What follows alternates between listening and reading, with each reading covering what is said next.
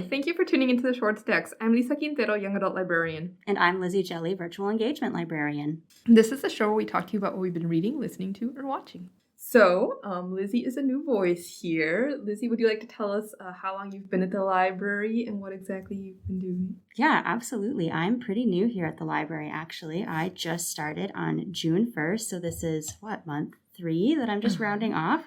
Feels great. Feels like I've been here much longer than that. But I am the Virtual Engagement Librarian, so I'm responsible for a lot of our online presence. I do a lot of our social media, and I work with a lot of our virtual programming as well. Very cool. So I invited Lizzie to join me on the Shorewood Stacks and be my co-host, and she very graciously agreed. And so this is our first episode together, and we're going to be talking to you about horror. It's kind of funny because I love horror, and when I said, "Hey, Lizzie, you want to do horror?" I was a little hesitant, that's for sure, because I am a big baby when it comes to anything scary. But I did it, and I'm glad that I did. Yeah, and hopefully this will bring in a couple different perspectives. So, if you're not a horror person, maybe you'll find some stuff that you might want to check out. Or if you are a horror person, maybe you'll see a different perspective. So, all right, so we're going to start talking about movies that we watched. Gretel and Hansel was one of the ones that I watched. And Gretel and Hansel is basically a retelling of Hansel and Gretel, the fairy tale. And it came out in 2020.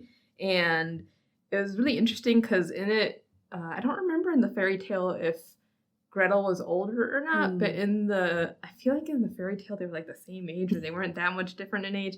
But anyway, in the movie, she's like a teenager and he's like a 8-year-old, and their mom has like this mental break after their dad dies and kicks them out of the house. And so they end up in the woods, and they encounter this strange man who he gives them like a place to stay for the night and tells them that if they keep heading west, they'll find the foresters and they can join the foresters and make a life for themselves, because otherwise they're just gonna come to a bad end. And so they head off into the woods, and the woods of course are very creepy, and they find this house, and they notice inside the window, like Hansel's looking in the window, that there's this gigantic feast on the table. And they're starving because they've been walking in the woods for days. They have no food, and Hansel figures out how to get into the house. He breaks in through the window and opens the door for his sister. Gretel comes in, they start eating, and then this old woman shows up, and she's supposed to be, the witch from the story. But it takes a little bit of a different turn, because actually in this version, the witch sees powers in Gretel that Gretel does not see in herself. And Gretel kind of starts to explore her powers, and she kind of becomes a witch as well. And then, of course, the witch tries to eat them, she doesn't try to eat them. She tries to eat Hansel she wants Gretel to eat Hansel because there's this legend that Gretel tells Hansel about this little girl who went off into the woods, and she, grew up to be a witch. And so they're like, well, is this that lady? I don't know. And so it turns out that little girl was real, but this isn't that lady grown up. That lady is the little girl's mother, and she ate her. Because she was stealing my power, and I had to eat her. And if you want to, take in your full power, you have to eat your brother. And Gretel absolutely refuses. She's like, nope. And so it takes a different twist at the end, because she, basically is like, I'm going to decide my own story. Also, spoiler alert, I kind of gave away the ending. But it wasn't super, super scary. It was a very slow moving movie. Lots of cool ambiance, really neat shots of the woods. And more of a psychological thriller than jump scares or anything like that. So what was one of the movies that you watched? Absolutely. That sounds really good, actually. Something that even I would be interested in. The first one that I watched, I went way old school and watched The Cabinet of Dr. Caligari, which came out in 1920, actually. Okay. Some people consider it one of the first horror movies. So I was like, you know what? Yeah, let's start at the beginning. Let's see how I do. So this is a German expressionist film. It's had a handful of remakes since it first came out. The most recent one was in 2005, And there was also a BBC radio adaptation of it in 2008, Oh. which is interesting because it was a silent movie when it came out. Okay. So I would love to hear that. Haven't listened to it yet.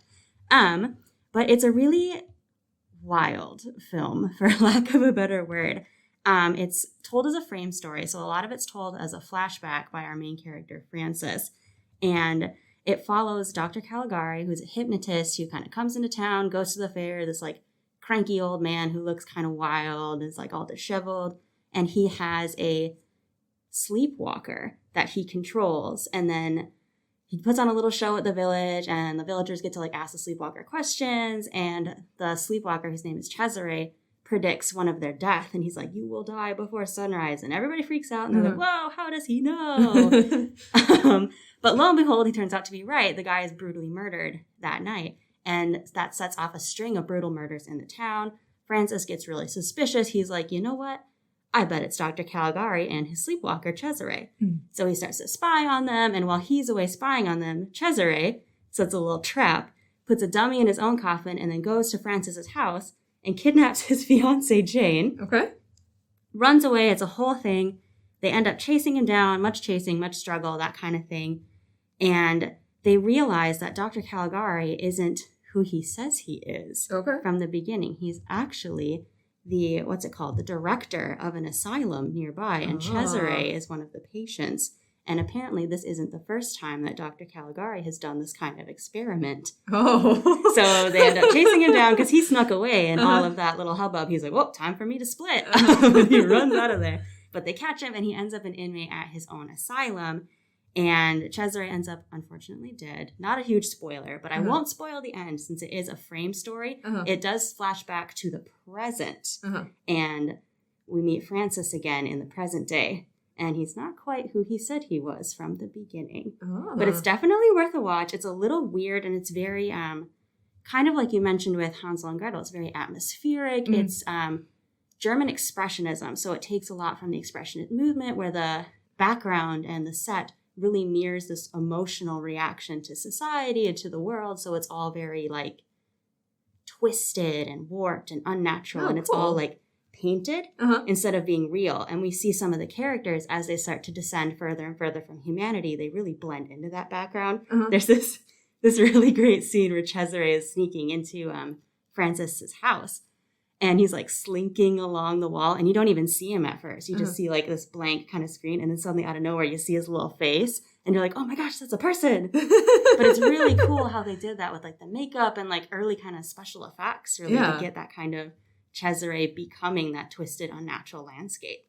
But it was really cool. I really liked it, and it's really interesting to watch it now, basically 100 years on, because it has a lot to do with like post-war disillusionment happening at the time, and also a lot of like anti-authoritarian attitudes. It's wild. It's really interesting, but it is a silent movie, and all of the intertitles are in German. So you need to find it with subtitles, but luckily it is on Hoopla with English subtitles. Very good. Yeah, I'll have to check that one out. That sounds interesting. It's really cool, but it's weird. Yeah. I know, like, I remember there was an exhibit at the Milwaukee Art Museum a few years ago on German Expressionism, and they had a bunch of different films playing, and like a lot of them look really interesting. I kind of want to go and revisit some of them because I've never seen a lot of them. So cool. All right, so my other movie that I watched was Relic, which also came out in 2020, and that one stars Emily Mortimer. And it's also kind of a psychological thriller. That one had a little bit more jump scares. It is about this elderly woman I think it's supposed to take place in like England. Or no, actually they're in Australia. Oh. Yeah, now that I remember, I was like, it's England. No, they're in Australia. And this elderly woman goes missing, and she is Emily Mortimer's mother. And so Emily Mortimer and her daughter come looking for their mother or their grandmother who lives by herself. They do this search through the woods and everything, and they look around the house, and there's all these notes. So there's like signs that her mother was trying to develop dementia. Okay. So, but there are all these like cryptic notes where her mother like wrote things like, I'm not alone. Ooh, or spooky. like, or like, he left because of this or something, like just weird notes, like not just like this is where the remote is. Right, like a little unnerving. I mean, there's some like do the laundry, you know, but and then so that's what kind of interesting because you know there's like normal notes so that you might do to remind yourself of things, but then there's all these other ones that are kind of unnerving. And so then the mother shows back up again, the elderly woman, and she doesn't know where she's been, and you know they ask her and they take her to the doctor, and you know she's like she's fine, and then the doctor like. Is like, you know, she doesn't seem to be hurt, but they don't do like a really full examination. And then the Emily Mortimer is like helping her mom get dressed and notices she's got this big bruise on her chest. Oh. And so she's like, what happened? You know, and her mom is like, I don't know, nothing happened. I'm fine. And so it kind of has a little bit of like the Exorcist vibe because there's like a scene where the elderly woman comes downstairs and is talking to her daughter and she just like starts urinating on herself. Oh, no, and, like, yeah. So it's kind of sad because it, you know, it really covers kind of life with somebody with dementia. Absolutely. But then Emily Mortimer starts seeing things and you start seeing like these like shadow people. Ooh. And like there's this like weird closet and the granddaughter is like, you know, Grandma, I'll come and live with you. You know, I don't want you living by yourself anymore. And Emily Mortimer goes back to I can't remember what big city I think they're like near Queensland in Australia. Okay. She goes back to whatever big city they're nearby because she's like looking for a home to put her mother in. And her daughter's like, no, I don't want us to put Grandma in a home, so I'll just move in with her. And so she's kind of exploring around the house and she discovers this closet, and the closet has this weird like mold growing on the side. Ew. And so this becomes like a recurring thing throughout the movie. Like we start to see this mold just growing in different patches of the house. Interesting. And then towards the end of the film, the granddaughter kind of gets lost in this labyrinth because the closet just kind of goes on and on and on. And it felt like it was supposed to be a take on what it might feel like to actually have dementia and then the fear of like someday having it because like she's trying to get out of this labyrinth and every door and everything that she touches, like it just nothing opens and the world just kind of slowly shrinks in on her. And I won't spoil the ending for this one. But yeah, it had a lot of good creep factor, but also, you know, a lot of realistic elements.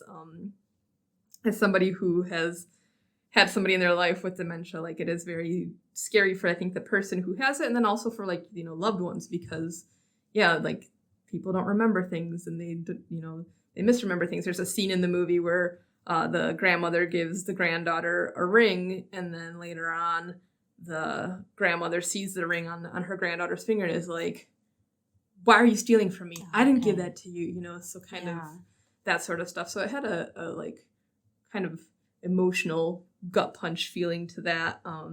But it was good. It was creepy.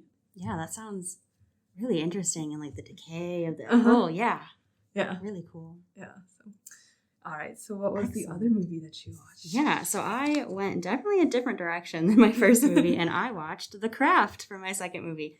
I hadn't seen it before, so it was really exciting because I'm really into like kind of supernatural stuff, less horror. So I was like, oh, wow, why haven't I watched this before? Was it the original or the new one? The original. Okay, so, cool. Yes, I didn't know there was a remake either until last week. So I was like, whoa, I got to check this out. Yeah, so Nev Campbell, Ferrugia Balk, yes, all those. It was those ladies. incredible. Came out in 1996. It's not available at Shorewood, but it's at a bunch of other libraries in the system, which is great. As Lisa already mentioned, it has Ferrugia Balk as Nancy, whose performance is iconic. Oh my gosh, I was just chills the whole time. And the sequel, The Craft Legacy, just came out in 2020, and we do have that here at Shorewood. So I will be checking that out. So you'll have to wait 2 weeks if you want to check it out yourself, because I will have it. I haven't watched it yet, but I know that Ferrugia Balk comes back for an appearance in it, which is the big draw for me. A little bit about the movie. Stars teen... but it follows Sarah Bailey, who's a teen who moves to LA, kind of had a troubled past, becomes friends with a group of 3 girls who are kind of outcasts. And like, you know, the popular boys are like, oh yeah, you know, the witches, kind of as a joke. Turns out it's not a joke. They actually are witches. And they want Sarah to become their 4th after Bonnie, one of the other girls, sees her levitate a pencil in class. So they become thick as thieves, super, super quick. They start to do little spells together. because when they have 4, they become this complete coven. So they're like all powerful, can do all kinds of things. And they work together to cast these spells that like benefit each of them in turn. Mm-hmm. So we get to see them kind of all get their revenge in a kind of way. Like we see Rochelle try to get revenge on some bullies that have been like really racist towards her for much of the movie. We see Nancy cast a spell to try to get more power after dealing with an abusive stepfather for a long time.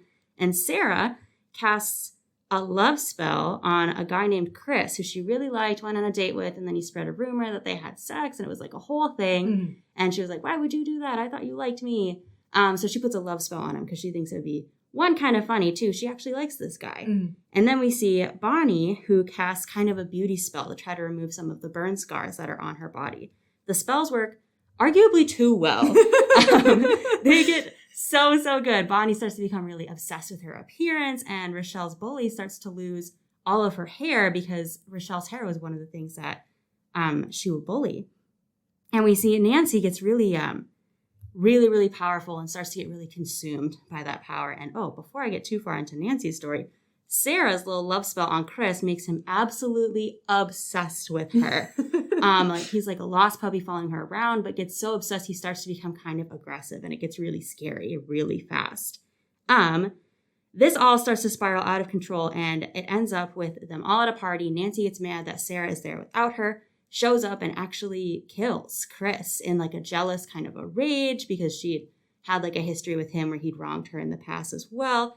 And it's wild. Sarah gets really mad, tries to bind Nancy in her power, doesn't work. Coven turns on her and starts to really harass her with some of her worst fears. And I think that was the scariest part for me. And she's like in the house and they send like hordes of like snakes and insects and all kinds of stuff to scare her. And I'm like, no, thank you. Don't like that.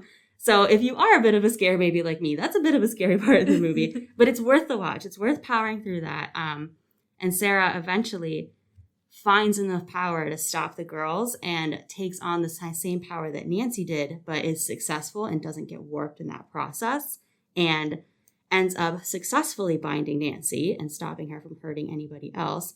And also, wait, hold on, I'll reveal the end if I go any further. But anyway, Sarah comes out on top is all you need to know. But there's like a cool little twist at the end, and that ending scene is just iconic, and the soundtrack is so good. If you love kind of like 90s grunge music, it's well worth a watch.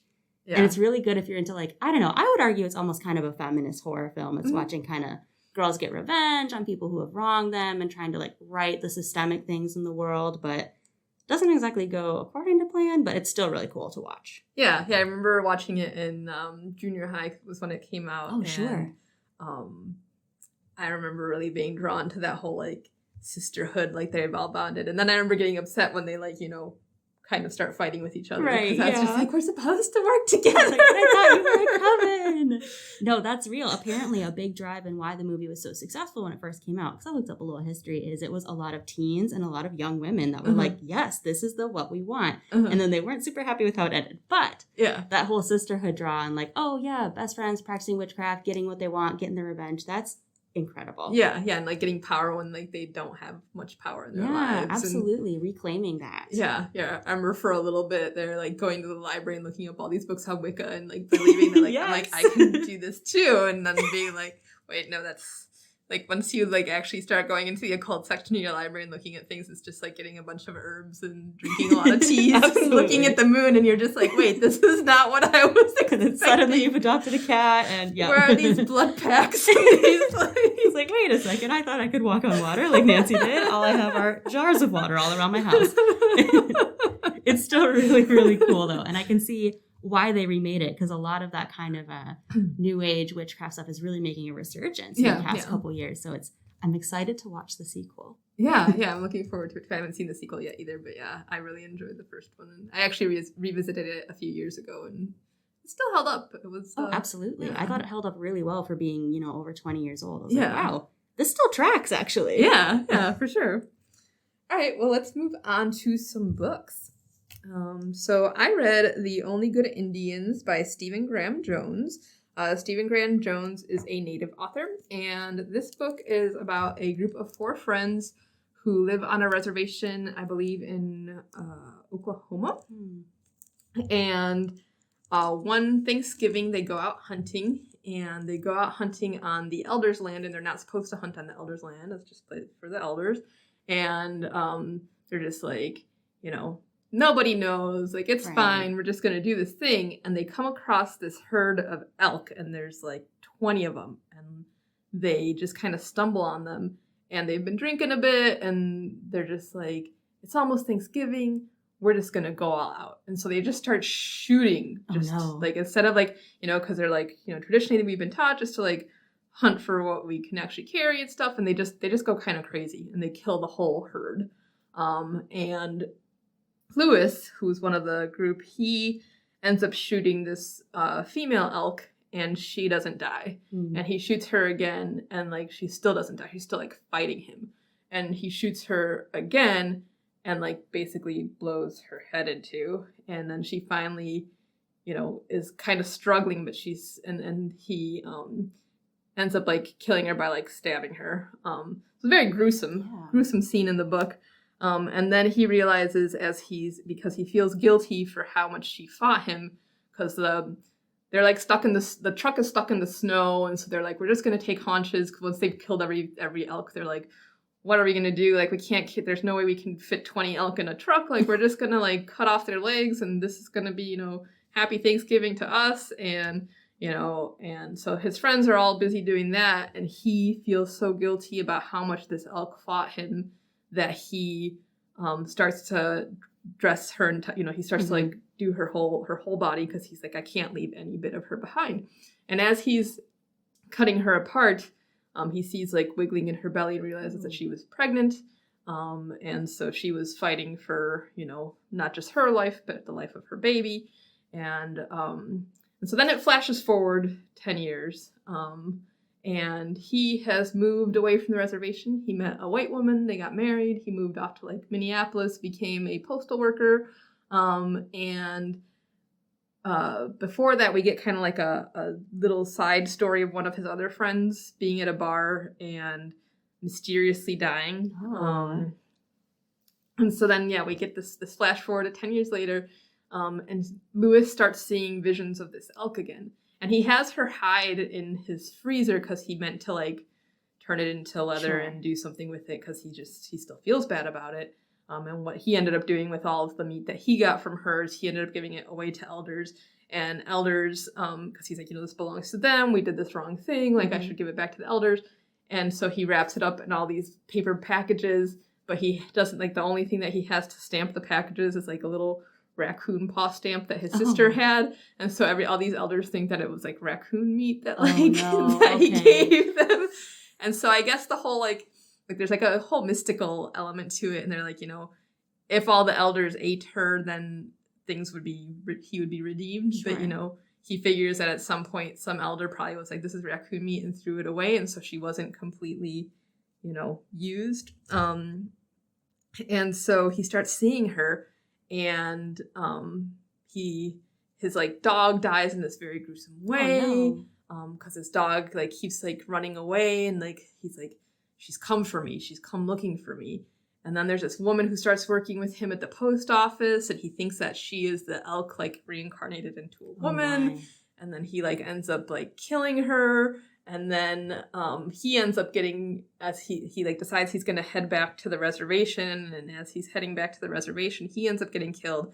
And so then like the story continues with the other two friends who are left, as this like elk continues, because it's like you find out that like, oh, like this elk is does come back in like human form, and is like a shapeshifter, and is like hunting them one by one. It's very creepy, very like a lot of magical realism in it. A lot of, stuff about indigenous traditions, like the scene where they're building a sweat lodge, but they're building it out of like old sleeping bags and things like that. It kind of deals a lot with the like difference between Native culture versus, white American culture. And, the title is The Only Good Indians, and the rest of that statement is like the only good Indian is a dead Indian.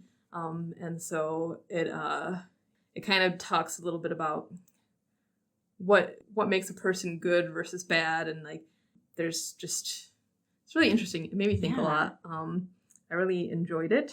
Yeah, that sounds fascinating. I'm interested to read some of his other books, and it made me curious as to whether the author, I mean, he doesn't have to be, but whether the author's like a vegetarian, because it's like an animal comes back and this animal's like gonna kill you all. Absolutely, yeah. That's and he talks about like different people being vegetarian, but then he also talks about like, you know, the native people, like some of the native guys like looking down on vegetarians, but then some of the native people being vegetarian. And so yeah, you know, kind of like what's native, what's white, these intersections of culture, you know, what is acceptable, what isn't. Like, is Lewis the first one to, like, one of the questions that it kind of asks is like, is Lewis the first one to really see her and everything because he left the reservation with this white woman, you know, and all that. So that sounds fascinating. Actually, a lot of tension, and then also really gruesome to read. Yes, very vegetarian. Wow. But wow, that sounds really interesting. Do we know if the author is Indigenous? Yes, he is. Oh, excellent. Wow. Yeah, and I guess he writes a lot of horror, and so I'm curious about some of his other books. Yeah. He, I guess, won the Best Work of Fiction from the Texas Institute of Letters. He's won the Bram Stoker Award. He's won the Shirley Jackson Award for some of his books. Oh, excellent. And he's apparently highly decorated. Teaches English at the University of Colorado in Boulder. So wow, he's a busy guy. Yeah, yeah. So, what did you read? Well, nothing quite that scary, actually. That sounds pretty grim in a lot of ways, but really interesting. I read an anthology of ghost stories compiled by Audrey Niffenegger, who some of you might know as the author of The Time Traveler's Wife.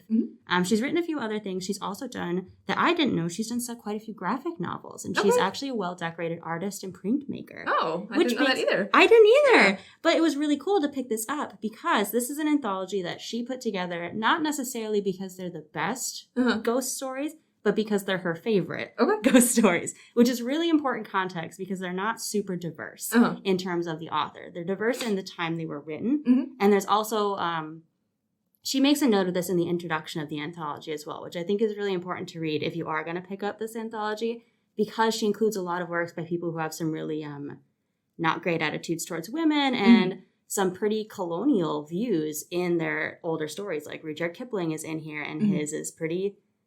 I didn't make it all the way through it. I'll say that much. But it's a really great anthology in some other ways, in that it includes a lot of modern ghost stories as well. It talks about what it means to be a ghost story, what ghost stories need to have as a genre, without getting super into the nitty-gritty of what that means. But it's really interesting that she's an artist, because for every story that she includes, she also did an illustration to go with it. And so you get this kind of print alongside of her interpretation visually of that ghost story. And she does like a little, maybe 2 to 3 sentence introduction of why she likes it, why she picked it, which is also really cool to read as you go through, because you get to see why these are her favorite stories as an author and as an author of other kind of like spooky paranormal works. Yeah. So it's really cool. And it's a lot of, since it's ghost stories, it's less jump scares and more like kind of atmospheric horror, and a lot of like kind of gothic melancholia comes through, and a lot of it's more about haunting. And so it's really emotional to read, and there's a lot of like loving depictions of loss in this as well. So it was really, really different than what I expected in a lot of ways, but it was really cool. Couple big things that come out, obviously haunting, and the way that like spaces still hold energy after we leave. There's a lot of haunted houses, haunted objects, and haunted cats, especially make an appearance multiple times. It's really cute, actually. That was one of my favorite stories, actually, was one that the author included, Audrey Niffenegger, her story called Secret Life with Cats. And it's all about her and her friend who unexpectedly dies, and it's based off of like a real friendship that she had, although it gets a little more paranormal than her real one, and how they met working at an animal shelter and were always around cats. Her friend who died leaves her house, but they never find her body. They just like tell her that she dies. And so the main character goes to the house of her friend and is like, I know she had cats. Where are they? I don't see them. She's there, and she'll see like a little flash here, a little flash there. And then after leaving her husband, moving into the house full time, because it's a whole thing, she finally starts to see the cats. And the cats lead her to the basement where they find her friend, who is not alive anymore. You know, there's like those this is grim, but where people talk about, like, if you die alone, your pets will eat you. Yeah. It's one of those kind of stories. Okay. So it's pretty grim, but it's like really interesting because the cats can like express their feelings, and they're like talking or telling her why they did it because they wanted to like keep her there instead of having her taken away. And it's really wild. It's only like 12 pages, but every page I was like, oh my gosh, where is this going? It was cool. It was interesting. It wasn't scary. It was more just like kind of creepy, I guess is a good word for it. So as a person who has cats, are you worried that they're going to do that to you now? Honestly, I'm well aware, but also there's so many escape routes in my house. I'm like, no, they'll just go. They'll go. But it makes you think. And cats come up because Edgar Allan Poe's story, what's it called? The Black Cat, is in this as well. So cats are a real recurring theme. Okay.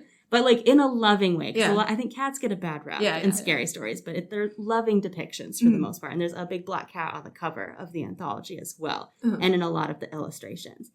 But my other favorite one was an older story from the 1930s by Edith Wharton. It's called The Pomegranate Seed. Okay. And it was really a slow burn, kind of like Victorian feel almost, where it's like, it kind of reminded me of, if you've read The Yellow Wallpaper, right? Yeah. And like feeling like trapped in a marriage, constantly questioning everything, trapped in a house, because it follows a woman and her husband getting these like mysterious gray letters in the mail that she can't read. Like she gets to the point where she actually like opens one up and tries to read it, and she can't physically read it because she doesn't know the handwriting. And she ends up going to her mother-in-law about it, her husband's mother, and she like sees the handwriting and goes pale because she's like, that's from his dead first wife. Oh, Jesus. It's wild. So wild. And the husband's like, please, I promise I love you. Like, there's nothing like that. I'm not cheating on you. And she's like, that's a woman's handwriting. You're cheating on me. Which is a whole other thing about how handwriting is gendered. But it's from the 1930s, and you kind of see that coming through. But it's a slow burn story, which I kind of liked because you don't really know what's going on or why it's scary until like those last couple pages. And suddenly like, it's wild, and you see that the letter started arriving the second she started changing the house and changing what the first wife had done. And like the mother-in-law like looks at the wall where her picture used to hang, and she's like, don't look at that spot. It's wild. But that was my other favorite one. So it was really cool to see some kind of women authors of horror featured in this anthology as well, which there's quite a few. So there's some of the newer ones, some of the older ones. The other one that I liked was a newer one called Tiny Ghosts. And it's literally about little ghosts that live in your house. And they got rid of them by like roaring at them like lions, because they come out and they'd like tease her kind of. They'd like come out of these little like doors. Little gnomes or something? Kind of, yeah. But there's these like tiny, like just really jerks. And they come out and be like, you're ugly. And she's like, go away. It's like only 10 pages. It's a really, really short story, but it's really cool to watch her kind of get rid of those like little voices in a way. So it's like kind of like women saying, you know what? No, I'm not going to listen to you anymore. Yeah. But it was weird. It's like the illustration that goes with it is really cute. It's like her in the bathtub. You just see her legs. And then there's a little door with like a little angry ghost sticking out of it. So like visually, it's really interesting, but they were cute. They were cute and loving and emotional in a lot of ways. I would recommend it if you're not really into scary things, if you want more kind of creepy or just a little spooky. Yeah, that sounds fun. Yeah. Cool. All right, well, let's go on to library news. Absolutely. So in October, we have the Art Cart to Go is continuing on Wednesdays. We also have Storytime on the Lawn is continuing for so long as the weather cooperates on Thursdays at 9:30 a.m. On October 9th, which is a Saturday, Stone Soup Shakespeare is going to be performing Hamlet out on the lawn. We also have Family Fun Night to Go happening on Tuesday, October 12th. And Rhyme Time Tuesday is happening that morning online with Miss Heidi. And then that will happen again, Rhyme Time Tuesday again on October 26th. Then we also have Tinker Lab happening on October 26th. We're going to have Sewable Circuits. And there's going to be a teen advisory board meeting that day. And then on October 28th, we have the Teen Take and Make Thursdays. And they're going to be making the No Face plushie, which No Face is a character from Hayao Miyazaki's movie Spirited Away. So cute. And other than that, there's also Haley is doing the book club. So the PM book club will be on Wednesday, October 6th. And the book that they are reading is Leonard and Hungry Paul by Ronan Hession. And then October 21st is the AM book club at 11 a.m. And they are reading The Transcendent Kingdom by Ya Gyasi. So yeah, check out those events on our library calendar at shorewoodlibrary.org. If you have any questions or comments for your hosts, email us at shorewoodstacks@gmail.com. As always, thank you for listening and be well. Happy Halloween!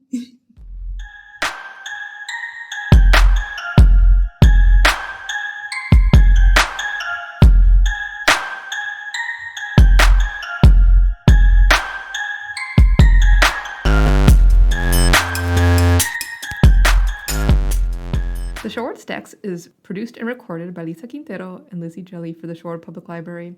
Music for the show is by Kevin MacLeod. The song is called Ice Flow and can be found on incompetech.com.